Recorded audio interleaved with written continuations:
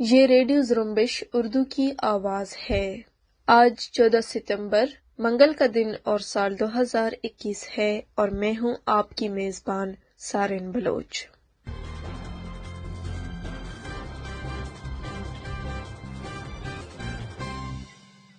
Radio Zrumbesh کے آج کی نیوز بلیٹن میں بلوچستان سمیت علاقائی و عالمی خبریں شامل ہیں۔ سب سے پہلے پیش خدمت ہے بلوچستان سے متعلق خبریں۔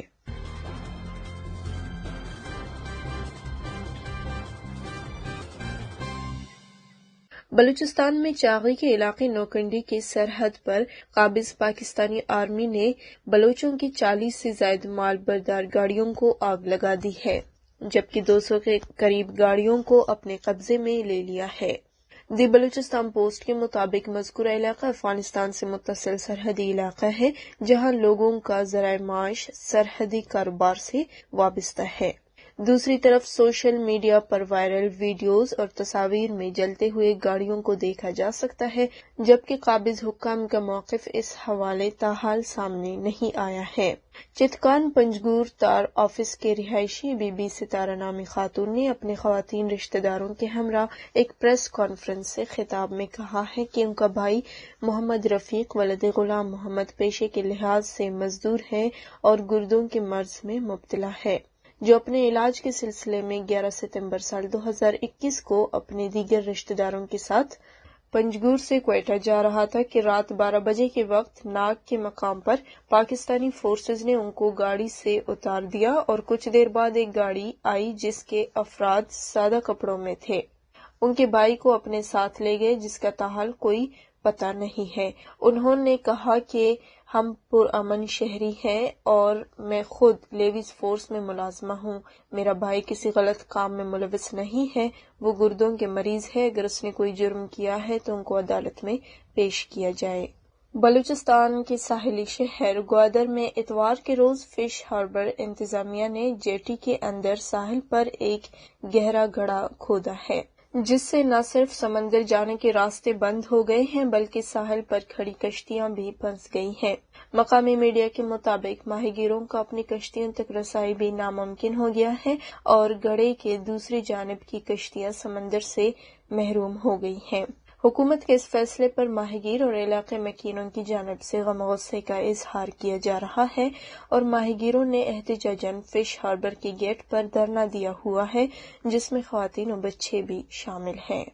سندھ میں متحرک مسلح آزادی پسند تنظیم سندھو دیش ریولیوشنری آرمی کے ترجمان سوڈو سندھی نے ایک بیان میں سندھ کے علاقے میہڑ میں پاکستانی ایجنسیوں کے اہلکار اور غیر سندھی آبادکار showroom businessman Khan Muhammad Pathan کو ہلاک کرنے کی ذمہ داری قبول کر لی ہے۔ بیان میں کہا گیا ہے کہ ایساری تمام غیر سندھی آبادکاروں کو خبردار کرتی ہے کہ وہ ہماری زمین سے قبضہ ختم کر چلے جائیں۔ پاکستان کے صوبے پنجاب کے دارالحکومت لاہور میں بلوچ اسٹوڈنٹس کونسل کے زیر اہتمام لبرٹی چوک پر شال میں میڈیکل اسٹوڈنٹس پر ہونے والے تشدد اور گرفتاریوں کے خلاف احتجاجی مظاہرہ کیا گیا۔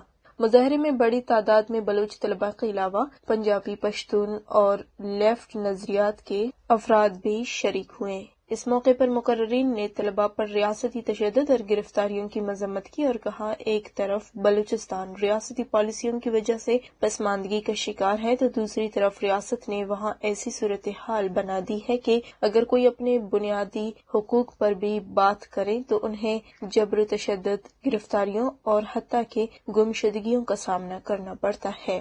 مقررین نے کہا کہ ہم طلباء کے ساتھ اظہار یکجہتی کرتے ہیں اور ان کے حق کے لیے آواز بلند کرتے رہیں گے اور حکمرانوں کو طلباء مطالبات کو تسلیم کرنا پڑے گا۔ ڈیراللہ یار میں ہندو پنچایت کی جانب سے کمسن مغوی بچی پریا کماری کی عدم بازیابی کے خلاف احتجاجی ریلی نکال کر مزدور چوک پر دھرنا دیا گیا۔ ریلی ہندو پنچایت نے گینداس مندر سے ایڈوکیٹ امیش کمار اور چودھری راج کمار کی قیادت میں نکالی گئی، جبکہ عدالت روڈ کو جانے والی ٹریفک بند کر دی گئی۔ احتجاجی دھرنے سے ایڈوکیٹ امیش کمار، چودھری راج کمار، سریش کمار سمیت دیگر نے خطاب کرتے ہوئے کہا کہ سکر کے علاقے سنگرار سے اغوا ہونے والی کمسن بچی پریا کماری کی بازیابی کے لیے سکر سندھ پولیس سنجیدہ نظر نہیں آ رہی۔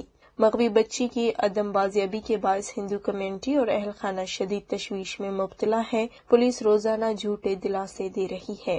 ان کا کہنا تھا کہ ہندو کمیونٹی پاکستان کی پرامن کمیونٹی ہے، لیکن اپنے ہی وطن میں عدم تحفظ کا شکار ہے۔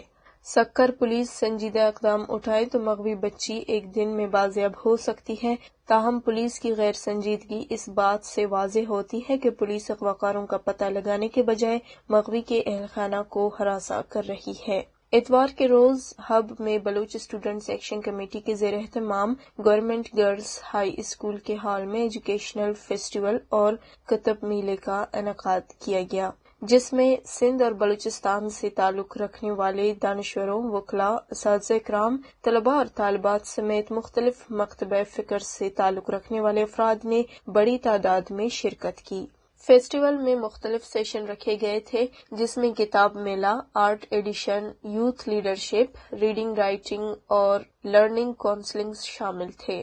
اس موقع پر ایجوکیشنل فیسٹیول اور کتب میلے کے منتظمین کا کہنا تھا کہ بلوچ اسٹوڈنٹ ایکشن کمیٹی کی جانب سے بلوچ سماج میں کتابوں کی اہمیت کو پروان چڑھانے اور کتب بینی کو فروغ دینے کے لیے مختلف اوقات میں بلوچستان بھر میں کتب میلوں اور ایجوکیشنل فیسٹیول کا انعقاد کیا گیا ہے۔ بلوچستان کتاب کاروان کے اسی تسلسل کو برقرار رکھا جائے گا۔ آل پارٹیز کیج نے ایک اہم اجلاس کے دوران طلبہ تنظیموں کو فعال اور متحرک بنانے جبکہ طلبہ تنظیموں کے درمیان الائنس بنانے کا فیصلہ کیا ہے اور طلبہ الائنس کے زیر اہتمام 27 ستمبر کو سیمینار منعقد کرنے کا اعلان کیا ہے۔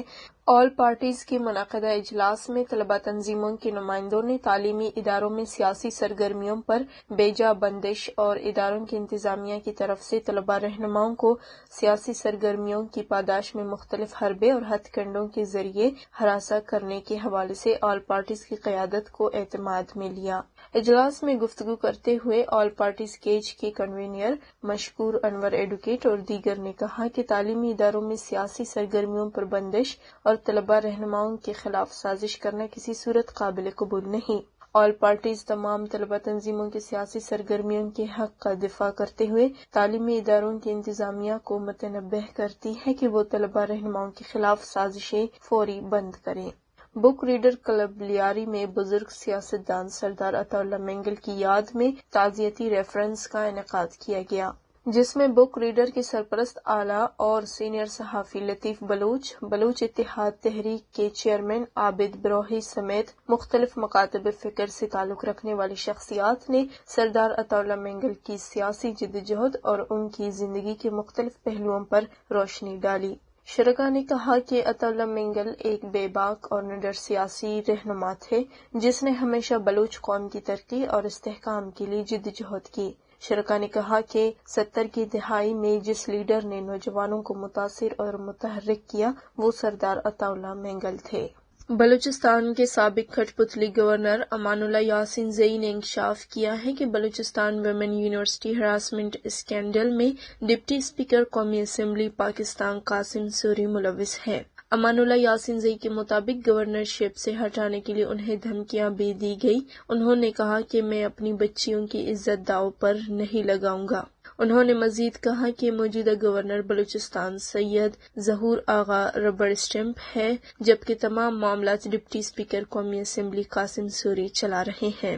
انہوں نے کہا کہ بلوچستان میں وومن یونیورسٹی میں ہراسمنٹ اسکینڈل کیس میں ملوث شخص کو عہدے سے ہٹانے پر مجھے گورنرشپ سے فارغ کر دیا گیا۔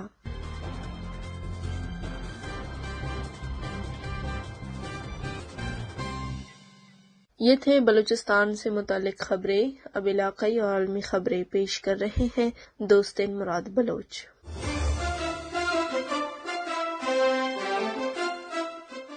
پاکستان میں صحافیوں نے پاکستان تحریک انصاف کی حکومت کی جانب سے سخت قوانین پر مشتمل پاکستان میڈیا ڈیولپمنٹ اتھارٹی یعنی PMDA کو مسترد کرتے ہوئے پارلیمنٹ کے سامنے دھرنا دیا ہوا ہے۔ صحافیوں کے احتجاج اور دھرنے میں پاکستان کے اپوزیشن سیاسی جماعتوں کے رہنماؤں نے بھی شرکت کی اور خطاب بھی کیا۔ اس کے علاوہ وکلاء، برطرف سرکاری ملازمین، انسانی حقوق کے کارکن اور سول سوسائٹی کے نمائندے بھی دھرنے میں شریک ہیں۔ مظاہرے کے شرکاء نے حکومت کی پالیسیوں کو مزدور دشمن قرار دیتے ہوئے حکومت مخالف نعرے بازی کی۔ مظاہرے کے شرکاء نے متنازعہ قوانین واپس نہ لینے تک دھرنا جاری رکھنے کا اعلان کیا ہے۔ پاکستان میں کنٹونمنٹ بورڈز کے بلدیاتی انتخابات کے غیر حتمی اور غیر سرکاری نتائج آ گئے ہیں۔ پاکستان کے الیکشن کمیشن کے مطابق پاکستان کے 41 کنٹونمنٹ بورڈز کے 212 وارڈز میں 1560 امیدواروں کے درمیان مقابلہ ہوا، جہاں غیر حتمی اور غیر سرکاری نتائج کے مطابق پاکستان تحریک انصاف کے 63 امیدوار کامیاب ہوئے، جبکہ مسلم لیگ نون 59 امیدواروں کی جیت کے ساتھ دوسرے نمبر پر ہے۔ مزید نتائج کے مطابق 52 آزاد امیدوار کامیاب ہوئے ہیں، جبکہ پاکستان پیپلز پارٹی کے 17 امیدوار، ایم کیو ایم کے 10، جماعت اسلامی کے 7، بلوچستان عوامی پارٹی اور عوامی نیشنل پارٹی کے 2 امیدوار اپنی سیٹیں جیتنے میں کامیاب ہوئے ہیں۔ پاکستانی حکومت نے الزام عائد کیا ہے کہ بھارتی حکومت شدت پسند تنظیم دولت اسلامیہ کے تربیتی کیمپ اپنی سرزمین پر چلا رہی ہے، جہاں سے تربیت پانے والے افراد کو بھارت کے زیر انتظام کشمیر میں بھیج کر وہاں کی تحریک کو بدنام کیا جا سکتا ہے۔ پاکستانی حکام نے اتوار کو انڈیا کے زیر انتظام کشمیر میں انڈین فوج کی مبینہ جنگی جرائم اور انسانی حقوق کی خلاف ورزیوں کے خلاف ایک تفصیلی دستاویز بھی جاری کیا۔ اس موقع پر پاکستانی دفتر خارجہ کے ترجمان آصف افتخار نے اعداد و شمار پیش کرتے ہوئے کہا کہ بھارت کے زیر انتظام کشمیر میں انسانی حقوق کی سنگین خلاف ورزیوں کے خاتمے کے لیے اقدامات پر مجبور کرنے کے لیے عالمی برادری کو آگاہ کرنا ضروری ہے، اور یہ دستاویز اسی سمت میں ایک قدم ہے۔ عراق کے صوبہ کردستان کے ہوائی اڈے پر ایک فوجی اڈے کو 2 ڈرون سے نشانہ بنانے کے چند گھنٹوں کے بعد ایران کے وفادار عراقی ملیشیا نے ملک میں امریکی افواج کے خلاف بیان جاری کرتے ہوئے کہا ہے کہ حکومت کے ساتھ حملے روکنے کے لیے کوئی جنگ بندی یا معاہدہ نہیں ہوا ہے۔ اتوار کو سید الشہداء بریگیڈ کے ترجمان کاظم الفردوسی نے امریکہ پر الزام لگایا کہ اس نے الانبار گورنری میں عین الاسد بیس پر نئی فوج تعینات کی ہے۔ کرد روفداو نیٹ ورک کو دیے گئے ایک انٹرویو میں انہوں نے کہا کہ امریکہ عراق سے اپنی فوج کو واپس بلانے کا ارادہ نہیں رکھتا، لہٰذا ان پر حملے جاری رکھیں گے۔ امریکہ پر 9/11 کے دہشت گردانہ حملوں کی 20ویں برسی کے موقع پر القاعدہ کے رہنما ایمن الظواہری کا ایک نیا ویڈیو پیغام سامنے آیا ہے، جس میں مغربی ممالک اور ان کے اتحادیوں پر حملوں کی وکالت کی گئی ہے۔ لبنانی دارالحکومت بیروت سے اتوار 12 ستمبر کو ملنے والی رپورٹوں کے مطابق ایمن الظواہری کی یہ نئی ویڈیو 11 ستمبر 2021 کو جاری کی گئی ہے، جو 1 گھنٹہ طویل ہے۔ اس ویڈیو میں القاعدہ کے رہنما ایمن الظواہری کو یہ کہتے ہوئے دیکھا جا سکتا ہے کہ القاعدہ کے حامیوں کو نہ صرف مغربی ممالک بلکہ مشرق وسطی میں ان کے اتحادیوں کے خلاف بھی جنگ کرنا چاہیے۔ جرمن نیوز ایجنسی DPA نے اس حوالے سے لکھا ہے کہ یہ ریڈیو گزشتہ برس کے اواخر میں اس وقت سے لے کر اب تک کا ایمن الظواہری کا پہلا پیغام ہے جب ذرائع ابلاغ میں ایسی غیر مصدقہ رپورٹیں سامنے آئی تھی کہ القاعدہ کے سربراہ وفات پا گئے ہیں۔